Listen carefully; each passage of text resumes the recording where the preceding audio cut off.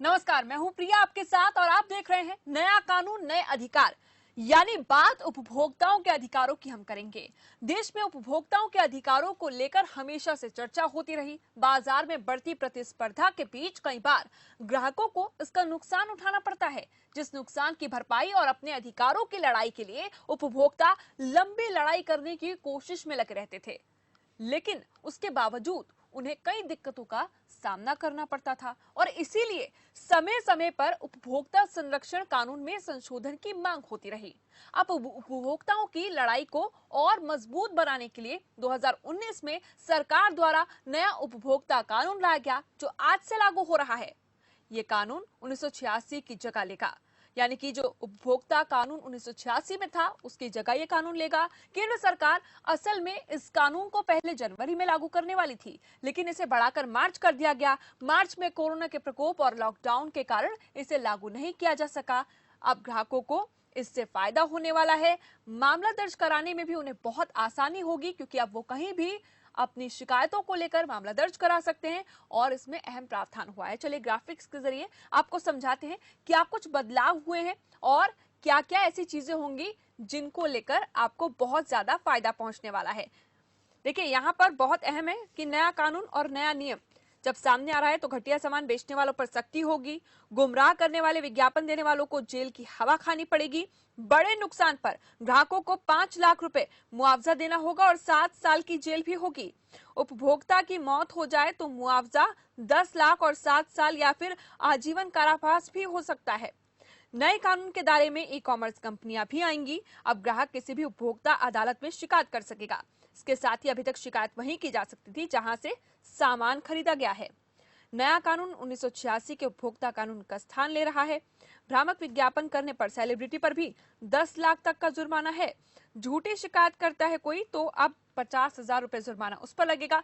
अब हम आपको दिखाते हैं ग्राफिक्स के जरिए आप समझिए कि क्या कुछ बदलाव हुए हैं और 1986 के उपभोक्ता कानून से ये किस तरह से अलग है, वो भी हम आपको समझाने की कोशिश करेंगे।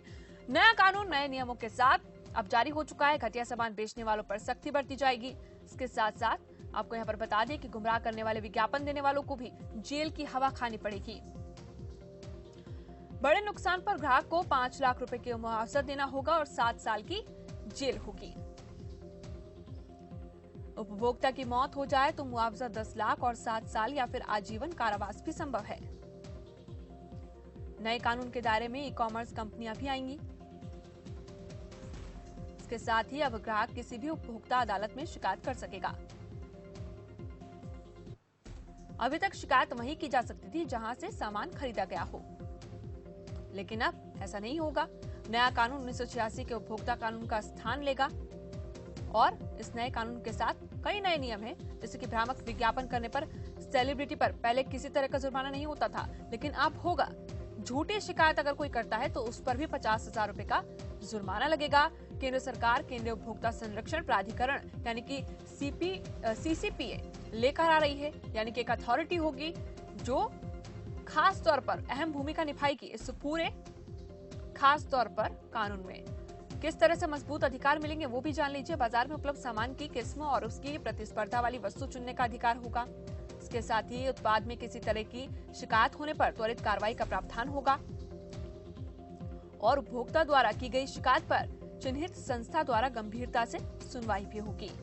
उपभोक्ताओं को उनके अधिकारों के प्रति जागरूक किया जाएगा, जिससे वो अपना हक भी जान सकेंगे। इस तरह से बदलाव हुए हैं वो भी जानिए। PIL या फिर जनहित याचिका अब कंज्यूमर फोरम में दायर की जा सकेगी। पहले ऐसे कानून नहीं थे। नए कानून में ऑनलाइन और टेली शॉपिंग कंपनियों को भी शामिल किया गया है, जो सबसे अहम कड़ी है, यानी कि ई कॉमर्स कंपनियां, ई ट्रेड। इसके साथ ही खाने पीने की चीजों में मिलावट करने वाली कंपनी पर जुर्माने और जेल का प्रावधान होगा। साथ ही उपभोक्ता मध्यस्थता सेल का गठन और दोनों पक्ष आपसी सहमति से मध्यस्थता का विकल्प चुन सकेंगे। मध्यस्थता सेल का गठन ये सबसे अहम कड़ी है जो इस कानून में लाई गई है और ऐसे में मध्यस्थता खास तौर पर एक विकल्प होगा। कंज्यूमर फोरम में 1 करोड़ रुपए तक के केस और राज्य उपभोक्ता विवाद निवारण आयोग में 1 करोड़ से 10 करोड़ तक के केस होंगे। राष्ट्रीय उपभोक्ता विवाद निवारण आयोग में 10 करोड़ रुपए से ऊपर के केस की सुनवाई होगी। इसके साथ ही सिनेमा हॉल में खाने पीने की वस्तुओं पर ज्यादा पैसे लेने की शिकायत पर भी कार्रवाई की जा सकेगी। यहाँ पर अहम बहुत है कि कैरी बैग के पैसे वसूलने ये कानूनन गलत माना गया है। तो आपने जाना कि क्या कुछ नया कानून है, नए नियम हैं और किसके मुताबिक किस तरह से अब उपभोक्ता शिकायत कर पाएंगे। और सबसे जरूरी यही है कि ई कॉमर्स कंपनियों को इसमें शामिल कर लिया गया है। उपभोक्ता कहीं भी अब जाकर शिकायत कर सकते हैं। यहाँ पर मान लीजिए कि अगर मुंबई से किसी भी उपभोक्ता ने खास तौर पर कोई भी चीज खरीदी है और वो चीज मुंबई की है और वो व्यक्ति रहता है बिहार में, तो वो बिहार से ही अपने अधिकारों को लेकर शिकायत दर्ज करा सकता है। और जो गलतियां हुई हैं, खास तौर पर जिस चीज को उसने खरीदा उसमें किसी भी तरह की कमी पाई गई है, तो वो वहीं पर शिकायत दर्ज करा सकता है। पहले ऐसा नहीं होता था। इसके साथ ही पुराने जो कानून है उसमें शिकायत कहाँ करें, कैसे करें, ये बहुत सारे सवाल हुआ करते थे लोगों के मन में। पैसे की लिमिट भी बढ़ाई गई है कि अब किस हिसाब से कहां पर आपको शिकायत करनी है। पुराने कानून में उपभोक्ता अकेला पड़ जाता था, लेकिन अब सीसीपीए जो अथॉरिटी बनाई गई है, उपभोक्ता संरक्षण प्राधिकरण जो बनाया गया है, वो बहुत अहम भूमिका निभाने वाला है। और इस वक्त हमारे साथ सुप्रीम कोर्ट के अधिवक्ता अशोक अरोड़ा जुड़ रहे हैं। अशोक अरोड़ा जी, बहुत स्वागत है आपका।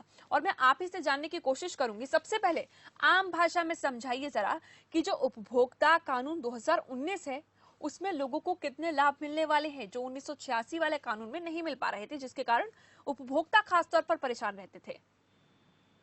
दो चीजें हो गई हैं इसमें। एक तो इन्होंने सबसे इम्पोर्टेंट बात ये की है कि इसमें पनिशमेंट कर दी है जी। तो पनिशमेंट से ये होता है, आम आदमी जो भी अनस्क्रूपलस बिजनेसमैन होता है, जो वैसे कानून से नहीं डरता है, तो उसको लगे कि मेरे को 7 साल की सजा हो सकती है, तो डेफिनेटली वो थोड़ा सा तहजीब में रहेगा और फेयर रहेगा कंज्यूमर को। तो मैं समझता हूँ ये एक सबसे बड़ा स्टेप है, जो बड़ा ही वेलकम स्टेप है मैं समझता हूँ। और ऐसे ही जो भी अनस्क्रूपलस बिजनेसमैन है उनको सजा होनी चाहिए। इसके अलावा एक डेटरेंट ये भी है कि इसमें 1 लाख का भी वो हो सकता है अगर एडल्ट्रेटेड कुछ गुड्स हैं, और अगर दूसरा कोई अगर डेफिशिएंसी है या गड़बड़ है तो उसमें 5 लाख तक का कर दिया है। तो ये चीज सबसे इम्पोर्टेंट है जो मैं समझता हूँ इसमें, जो पनिशमेंट प्रोवाइड कर दी। और इसके साथ ही सबसे अहम यहाँ पर यह भी माना जा रहा है जो अथॉरिटी बनाई गई है, खास तौर पर वही अथॉरिटी अब कंज्यूमर के हक में लड़ाई करेगी। पहले क्या होता था, बार बार कंज्यूमर को यानी कि ग्राहक को चक्कर लगाने पड़ते थे और उससे ये भी नहीं मालूम होता था कि आखिर वो किस तरह से लड़ाई अपनी आगे जारी रख सके। ऐसे में आंकड़ों को अगर उठा के देखें तो 40% ऐसे ग्राहक होते थे जो लड़ाई शुरू तो करते थे खासतौर पर अपनी चीजों को लेकर, लेकिन उसके बाद कहीं ना कहीं उन्हें लगता था कि बहुत ज्यादा जो कानूनी प्रक्रिया है वो उलझाने वाली है और वो छोड़ देते थे। तो उसको किस तरह से देखा जाए, उसमें कितना लाभ मिल रहा है? ये भी मैं समझता हूँ बहुत वेलकम स्टेप है, क्योंकि लिटिगेंट जो होता है, जो भी कंज्यूमर होता है, कंज्यूमर की तो इतनी ताकत नहीं होती कि बड़े बड़े बिजनेसमैन से या बड़े बड़े अथॉरिटीज से लड़े, या जो बड़े बिजनेस हाउसेज हैं, मैं नाम नहीं लेना चाहता किसी का भी, किसी को बदनाम नहीं करना, लेकिन जो बड़े बिजनेस हाउसेज हैं उन सबके अपने पैनल लॉयर्स होते हैं, उनका अपना एक सिस्टम, लीगल सिस्टम होता है। तो उसको नहीं फर्क पड़ता कि 10 केस हैं, उसने कहा 15 हो जाएंगे तो क्या फर्क पड़ेगा, मेरा वकील वहां बैठा ही हुआ है। लेकिन आम आदमी जिसको जाना पड़ता है उसको कोर्ट कचहरी में, और वकील पहले करना पड़ता है, वकील की फीस देना, वकील के पास चक्कर लगाना, कोर्टों में चक्कर लगाना, तो वो उसको आम आदमी को जो एक मुकाबला जो है वो तक फेयर नहीं रहता कंपटीशन। तो इससे मैं समझता हूँ कोई अथॉरिटी होती है तो कंज्यूमर को बहुत ज्यादा फायदा होगा, इससे कंज्यूमर अकेला नहीं पड़ेगा, जैसे आपने एक ठीक वर्ड इस्तेमाल किया। बिल्कुल, कंज्यूमर क्योंकि अकेला उनके नहीं तो सब पैनल चल रहा होता है, उसके 15 केस लगे हैं, 20 करने पड़े, क्या फर्क पड़ जाएगा, वो तो बैठा है वकील उसका वहां पर, सारा उसका प्रोग्राम सिस्टम में है, उसके रिप्लाई सिस्टम में है, उसको कुछ नहीं खाली कॉपी पेस्ट करना है, रामलाल की जगह श्यामलाल करके उसको रिप्लाई भेजना सारा। लेकिन कंज्यूमर को जितनी दिक्कत होती है, जो जस्टिस सिस्टम है कंज्यूमर के लिए है, सारा जो जस्टिस सिस्टम ही है that is for consumer.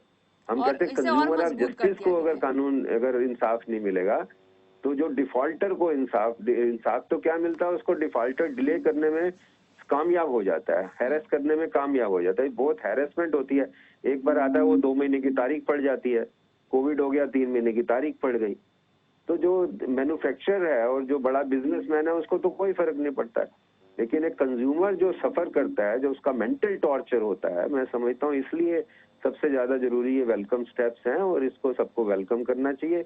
I hope कि ये सारे ऐसे कुछ ना कुछ एक कंज्यूमर को एक बहुत बड़ा रिलीफ मिलेगा। बिल्कुल। और जो भ्रामक हाँ। विज्ञापनों की बात की गई है, खास तौर पर देखिए, विज्ञापन जो है वो सबसे अहम भूमिका निभाते हैं किसी भी सामान को खरीदने को लेकर, जब हम तस्वीरों में देख लेते हैं पहले से ही। और ऐसे हाँ। में बहुत सारे ऐसे विज्ञापन होते हैं जिसमें दिखाया जाता है कि आप ये खाइए या फिर ये लगाइए तो आप लंबे हो जाएंगे, आप खूबसूरत हो जाएंगे। और ऐसे में जो ये भी एक आपने बड़ा एक अच्छा सवाल पूछा। मैं एक समझता हूँ ग्राहक जो होता है भी उसको लग जाता है, विज्ञापन को लेकिन जो उस पर भी अब सपोर्ट करते कार्रवाई हैं होगी। बड़े बड़े स्टार्स, उनको भी पनिश करना चाहिए। स्टार को ऐसा नहीं कि उसको 5 लाख दे दिया और जाके विज्ञापन में उसने फोटो खिंचा ली। और अब ये विज्ञापन प्रावधान लाया उसको, गया है कि सेलिब्रिटीज पर जितने भी भी कार्रवाई होगी। खासकर मैं समझता हूँ फिल्म स्टार, स्पोर्ट्स पर्सन जो भी हैं, अनलेस उनको, जब तक उनको जिम्मेवारी लेनी चाहिए कि हाँ मैं इस प्रोडक्ट की जिम्मेवारी लेता हूँ कि ये मैंने टेस्ट किया है, या मैं गारंटी देता हूँ कि हाँ ये 3 महीने ये मैं फ्लैट दे देंगे। ये आप फ्लैट के साथ फोटो खिंचवा के आप भाग जाते हो 10 करोड़ लेके, और आम कंज्यूमर सफर करता है। तो इसलिए मैं समझता हूँ कि जो विज्ञापन देता है, चाहे वो फिल्म स्टार है, चाहे स्पोर्ट्स स्टार है, या कोई भी एक्टर है, उस पे भी जिम्मेवारी मैं समझता हूँ बहुत जरूरी है। और उनको, मैं तो समझता हूँ अगर ठीक से वो नहीं है तो एक चीटिंग भी बन जाती है। अगर उन्होंने प्रोडक्ट किया नहीं है टेस्ट, या उनको नॉलेज नहीं है और विज्ञापन के साथ फोटो खिंचा रहे हैं, तो ये क्लियर केस चीटिंग का भी केस बनता है। ये इस हिसाब से मैं समझता हूँ कि विज्ञापन का बहुत एक जिम्मेदारी से विज्ञापन देना चाहिए।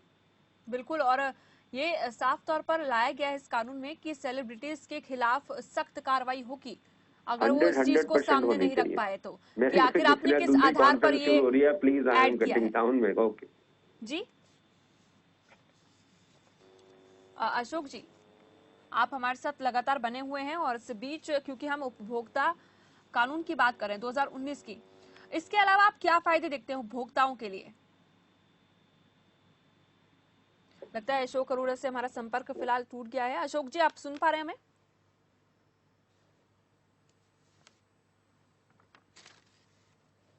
अशोक जी फिलहाल नहीं सुन पा रहे हैं हमें, संपर्क उनसे टूट गया है हमारा। जो लगातार अशोक अरोड़ा जी ने बहुत सारी चीजों को बताया, और यही हमारे सवाल थे कि अगर एक उपभोक्ता खास तौर पर इस कानून के तहत 2019 वाले उपभोक्ता कानून के तहत प्रयास करता है किसी भी तरह से कि वो अपने अधिकारों को रखते हुए अपनी लड़ाई लड़ पाए, तो उसमें उसको कितना फायदा मिलेगा, किस तरह के नियम बनाए गए हैं, किस तरह के बदलाव हुए हैं। एक छोटे से ब्रेक के लिए यहाँ पर रुक रहे हैं, लेकिन आप कहीं मत जाइएगा, चर्चा चल रहेगी।